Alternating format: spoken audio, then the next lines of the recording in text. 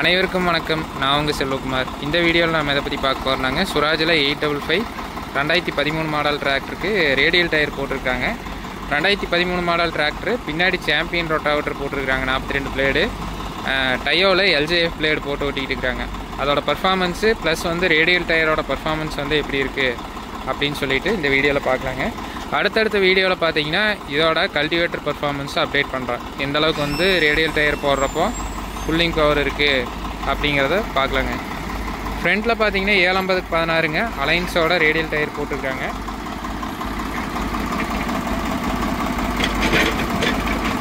அதே மாதிரி பின்னாடி 14 size டயருங்க radial tyre.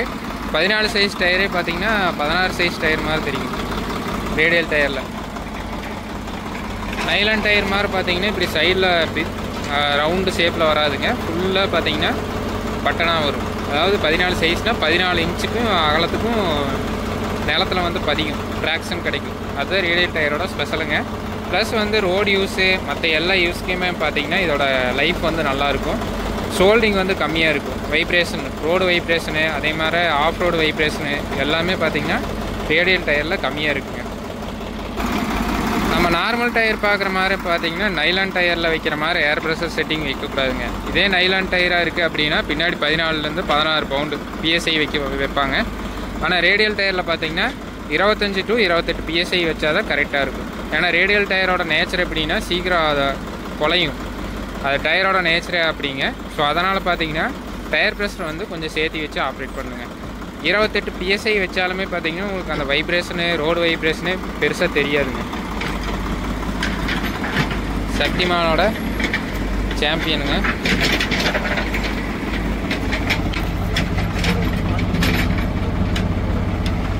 டயோவோட எல்ஜேஎஃப் blade. எல்ஜேஎஃப் blade போடுறப்ப என்ன ப்ளஸ் பாயிண்ட்டுன்னா கீழே வந்து அடி நிலம் வந்து இருக்கிறது இல்லைங்க, மண்ணை களைச்சி விட்டுட்டு தான் வருது.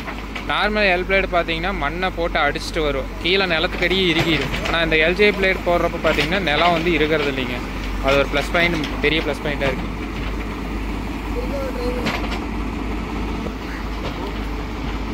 சுராஜ் டிராக்டர் நண்பர்கள், சுராஜ் வச்சுருக்கிற நண்பர்கள் பழைய 2000 இப்போ வர டிராக்டர் வரைக்கும் இருக்கிற ஏரியா கவரேஜ் சொல்லுங்கள்.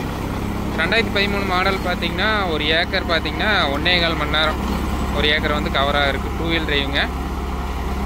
இப்போ லேட்டஸ்ட்டாக வர சுராஜ் வந்து எந்த அளவுக்கு ஏரியா கவரேஜ் கொடுக்குதுன்னு சொல்லிவிட்டு உங்களோட ஃபீட்பேக்கை சொல்லுங்கள்.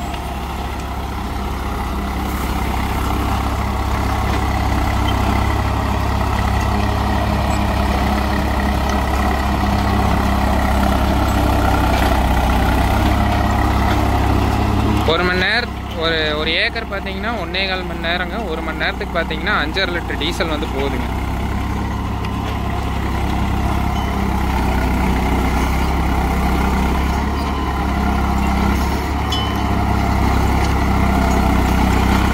அதே மாதிரி டிராக்டர் வச்சுருக்கிற நண்பர்கள் யார் யார் பரம்பு போட்டு யூஸ் பண்ணுறீங்கன்னு சொல்லிட்டு கமெண்ட்டில் சொல்லுங்கள். இப்போ ட்ரிப்பு காட்டுக்கெல்லாம் பார்த்தீங்கன்னா சொட்டு நீர் பாசனம் போட்ட காட்டுக்கெல்லாம் பார்த்தீங்கன்னா நிறைய பேர் பரம்பு போட்டு யூஸ் பண்ணுறாங்க, அந்த கரையை அடித்து விட்டுட்டு வரக்கு. யார் யார் யூஸ் பண்ணுறீங்கன்னு சொல்லிட்டு மறக்காமல் கீழே கமெண்ட்ஸில் சொல்லுங்கள்.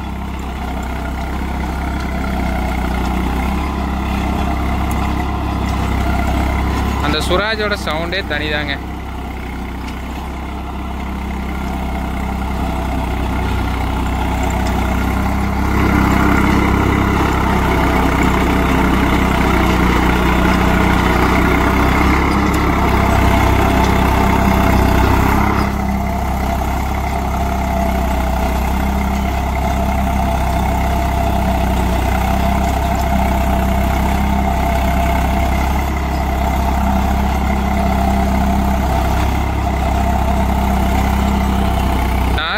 யூஸ் பண்ணுற ரொட்டாவேட்டரில் எல் டைப்பு சி டைப் பிளேடோட டெப்த்து அதிகமாக போகுதுங்க.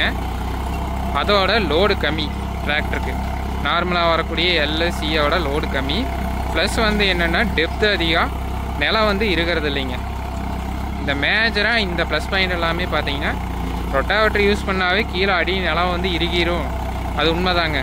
ஏன்னா எல் பிளேடு சி பிளேடு பார்த்தீங்கன்னா போட்டு அடிக்கிறதுனால மேலே பார்த்தா மண் வந்து நல்லா பளபளன்னு கிடக்கிற மாதிரி இருக்கும். நான் அடியை பார்த்தீங்கன்னா இறுகிடும், வேரோட்டம் இருக்காது, விளைச்சல் சரியாக வராது. அந்த பிரச்சனையெல்லாம் தீரணும் அப்படின்னா எல்ஜே பிளேடு ஒரு பெஸ்ட்டான சொல்யூஷனுங்க.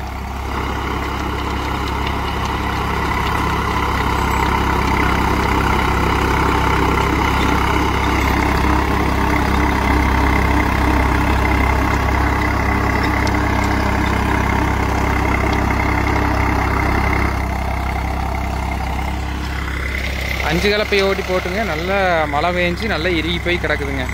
நல்லா தண்ணி குடிச்சு நல்லா இறுகி போய் கிடக்கு. அந்த மாதிரி ஃபீல்டில் இதெல்லாம் பார்த்தீங்கன்னா ஆப்ரேட் பண்ணிகிட்டு இருக்கிறேங்க. ஆப்ரேட் பண்ணுற கீருன்னு பார்த்தா லோ ஃபஸ்ட்டு கீரு. இன்ஜின் ஆர்பிஎம் பார்த்தீங்கன்னா 1500 ஆர்பிஎங்க.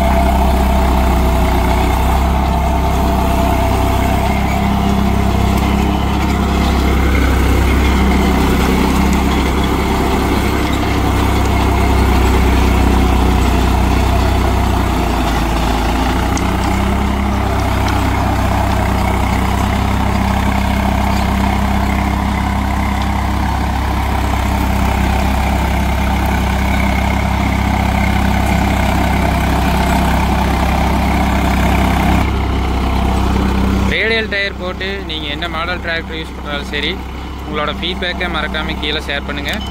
ரேடியல் டயர் போடுறக்கும் நைலான் டயருக்கும் என்னென்ன டிஃப்ரென்ஸ் இருக்குதுன்னு சொல்லிவிட்டு, கண்டிப்பாக லைஃபு ப்ளஸ் பர்ஃபார்மன்ஸ் வந்து நார்மல் நைலான் டயரோட பார்த்தீங்கன்னா ரேடியல் டயருக்கு கூட தாங்க இருக்கும்.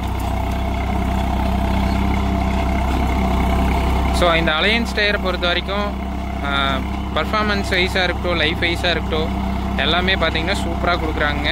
அவங்களோட டெக்னாலஜி வந்து நல்லாயிருக்கும். டயரு டெக்னாலஜியில் பார்த்தீங்கன்னா அதே மாதிரி லக்ஸ் பேட்டர்னும் பார்த்தீங்கன்னா நான் மற்ற ரேடியோவில் விட பார்த்தீங்கன்னா இது அட்வான்ஸாக கொடுத்துருக்காங்க. லக்ஸ் வந்து 2 ஸ்டெப்பாக கொடுத்துருப்பாங்க. அவ்வளோ சீக்கிரம் பார்த்தீங்கன்னா அந்த கட்டை வந்து உடையாது, தேயாது, லைஃப் வந்து கூட இருக்குங்க. ஸோ டிராக்டர் வச்சுருக்கிற உறவுகள் உங்களோட ஃபீட்பேக்ஸை மறக்காமல் கீழே ஷேர் பண்ணுங்கள். இந்த வீடியோ பிடிச்சதுன்னா மறக்காமல் சேனலை லைக் அண்ட் ஷேர் பண்ணுங்கள். மேலும் இது போன்ற ஒரு சுவாரஸ்யமான வீடியோ பதிவுடன் சந்திப்போம். நன்றி, வணக்கம்.